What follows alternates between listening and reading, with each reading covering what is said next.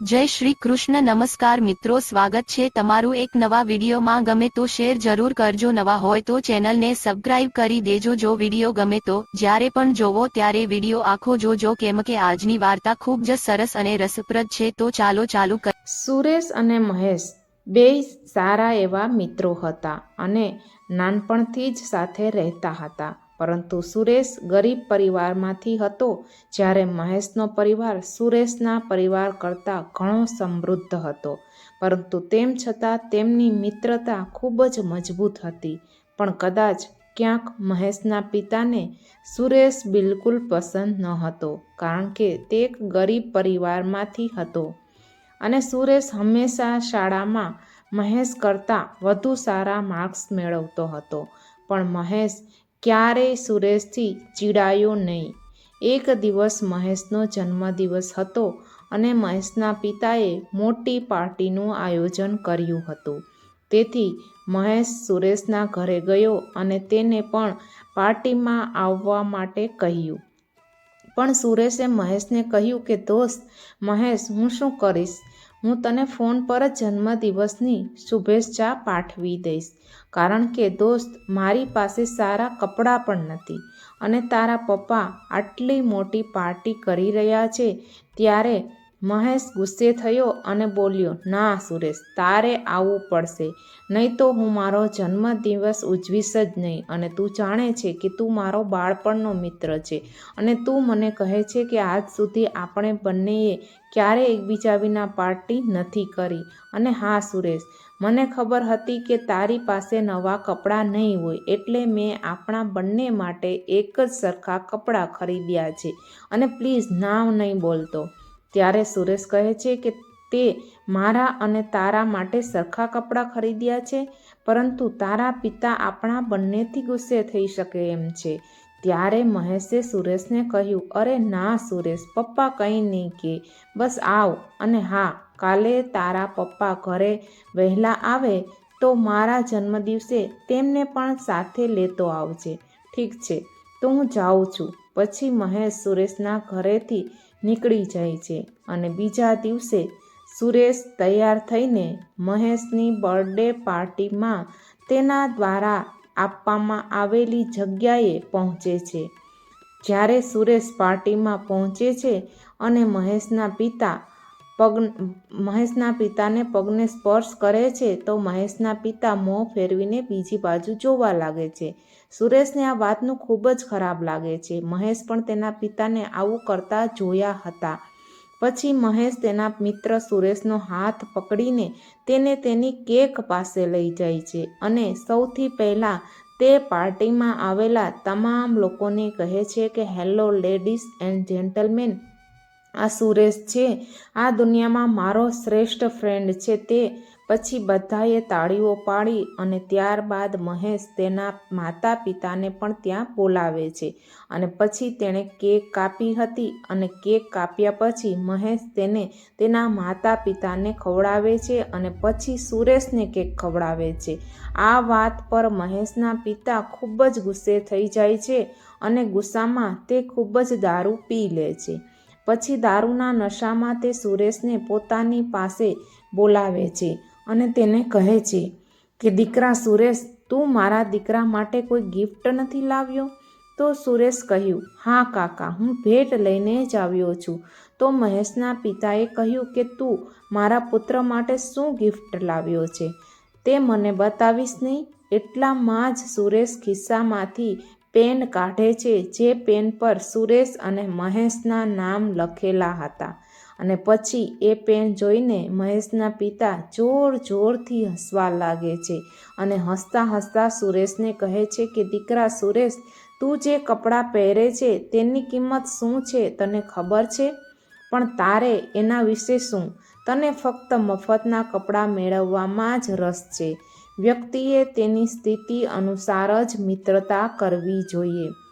ઝૂંપડપટ્ટીમાં રહેતા તું મારા પુત્ર સાથે ક્યાં મિત્રતા કરે છે? તું મારા દીકરાના પગની જૂતી બરાબર પણ નથી. તો આજથી મારા દીકરાથી તું દૂર રહેજે. આ સાંભળીને સુરેશની આંખોમાં આંસુ આવવા લાગ્યા અને પછી તેણે મહેશના પિતાની માફી માંગી અને કહ્યું, કાકા, તમે બિલકુલ સાચા છો. મારે માત્ર મારા સ્ટેટસને ધ્યાનમાં રાખીને જ મિત્રતા કરવી જોઈએ. તો કાકા, મારે હવે જવું જોઈએ. આટલું કહીને તેની આંખોમાં આંસુ સાથે સુરેશ મહેશના પિતાના પગને સ્પર્શ કરવા નીચે નમ્યો અને અચાનક મહેશના પિતાએ સુરેશને જોરથી ધક્કો માર્યો અને હવે પાર્ટીમાં સુરેશ જમીન પર પડ્યો હતો અને પછી મહેશ ત્યાં આવે છે અને સુરેશને પકડીને ઉપાડી લે છે. પણ તે શું જુએ છે કે સુરેશની આંખમાં આંસુ હતા. એટલે મહેશ સુરેશને પૂછે છે કે શું થયું સુરેશ, તારી આંખમાં આંસુ કેમ છે? તો સુરેશ આંખો નીચે કરીને કહે છે, એ કંઈ નથી મહેશ, મારે હવે ઘરે જવું છે. ત્યારે મહેશ સુરેશને કહે છે, રાહ જો, હું તને મારી કારમાં ઘરે મૂકી દઈશ. કદાચ તારી તબિયત ખરાબ હશે. એટલે સુરેશે મહેશનો હાથ પકડીને કહ્યું કે ના મહેશ, તું અહીં પાર્ટીમાં મહેમાનોનું ધ્યાન રાખજે, હું નીકળી જઈશ.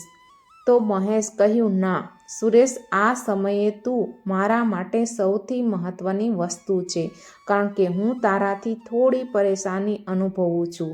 કંઈક છે સુરેશ, તું મારાથી શું છુપાવે છે? ત્યારે મહેશના પિતાએ ગુસ્સામાં કહ્યું કે મેં તેને અહીંથી જવાનું કહ્યું છે. તો મહેશ પૂછે છે, પણ કેમ પિતાજી, તમે આવું કેમ કહ્યું? ત્યારે તેના પિતાએ કહ્યું કે મહેશ, તારે આવા ગંદા લોકો સાથે ના રહેવું જોઈએ. તો મહેશ બૂમ પાડીને કહે છે, પપ્પા, તમે જાણો છો કે આ મારો બાળપણનો મિત્ર છે અને જો તે ગરીબ હોય તો શું, પરંતુ તે દિલથી ખૂબ જ સારો છે. અને જો તમે અમીર અને ગરીબ વચ્ચે આટલો તફાવત કરો છો તો મારી નજરમાં તમે ખૂબ જ ખરાબ પ્રકારના વ્યક્તિ છો. આ સાંભળીને સુરેશ મહેશને થપ્પડ મારી અને તેને કહ્યું, મહેશ, તારી પાસે તારા પિતા સાથે વાત કરવાની રીતભાત નથી. હું પોતે કોઈની સાથે મિત્રતા કરવા માંગતો નથી. તું તારા પપ્પાનું સન્માન પણ નથી જાણતો અને આજ પછી મને મળવાની જરૂર નથી. આમ કહીને સુરેશ પોતાના આંસુ છુપાવીને ત્યાંથી જતો રહે છે અને પછી મહેશ ત્યાં જ પાર્ટી પૂરી કરે છે અને તેના મહેમાનોને ત્યાંથી જવાનું કહે છે. અને પછી જ્યારે તે તેના માતા પિતાને કારમાં ઘરે લઈ જાય છે ત્યારે રાત્રે અચાનક તેમની કારનો અકસ્માત થઈ જાય છે અને અકસ્માતમાં ત્રણેયને ખૂબ જ ઈજા થાય છે. પરંતુ મહેશના માથામાંથી ખૂબ લોહી નીકળવા લાગે છે અને પછી થોડી વાર પછી નજીકના કેટલાક લોકો આવે છે અને તેમને કારમાંથી બહાર કાઢે છે અને એમ્બ્યુલન્સને બોલાવે છે. ત્યારબાદ એમ્બ્યુલન્સ ત્રણેયને હોસ્પિટલમાં લઈ જાય છે. હોસ્પિટલમાં મહેશના માતા પિતા ફરી હોશમાં આવે છે, પરંતુ મહેશ હોશમાં આવતો નથી. પછી મહેશના પિતા ડૉક્ટરને મહેશ વિશે પૂછે છે. તો ડૉક્ટર મહેશના પિતાને કહે છે કે કદાચ તમને ખબર નથી કે તમારા પુત્રનું ઘણું લોહી ઘટી ગયું છે અને તેનું બ્લડ ગ્રુપ નેગેટિવ છે, જે અમને ક્યાંય મળતું નથી. તેથી તમારે તમારા સંબંધીઓને પણ પૂછવું જોઈએ કે અમારા 3 કલાકમાં તમારા પુત્રને લોહી આપવું પડશે, નહીં તો તેનું જીવવું મુશ્કેલ થઈ શકે છે. આ સાંભળીને મહેશના પિતાએ આંખમાં આંસુ સાથે ડૉક્ટરને ગરદનથી પકડીને કહ્યું કે મને જણાવો કે તમને કેટલા પૈસાની જરૂર છે, 5 લાખ, 10 લાખ? ત્યારે ડૉક્ટરે કહ્યું કે સાહેબ, તમારા પૈસા આ સમયે કોઈ કામના નથી. આ સમયે એવી વ્યક્તિને શોધો જેનું લોહી તમારા પુત્ર સાથે મેળ ખાતું હોય, તે મહત્વનું છે. પછી મહેશના પિતા તેના તમામ મિત્રો અને સંબંધીઓને બોલાવે છે અને પૂછે છે, પરંતુ તેને નેગેટિવ બ્લડ ગ્રુપનું લોહી મળતું નથી. હવે આગળ શું થશે? તેનાથી મહેશના પપ્પા ખૂબ જ ડરી ગયા હતા અને તેઓ ખૂબ જ રડી રહ્યા હતા. પછી મહેશની માતાએ તેના પતિને કહ્યું કે સુરેશને એકવાર ફોન કરીને પૂછો, કદાચ તે તેને રસ્તો જણાવી શકશે. ત્યારબાદ મહેશના પિતાએ સુરેશને ફોન કરીને તેની પત્નીને સોંપી દીધો.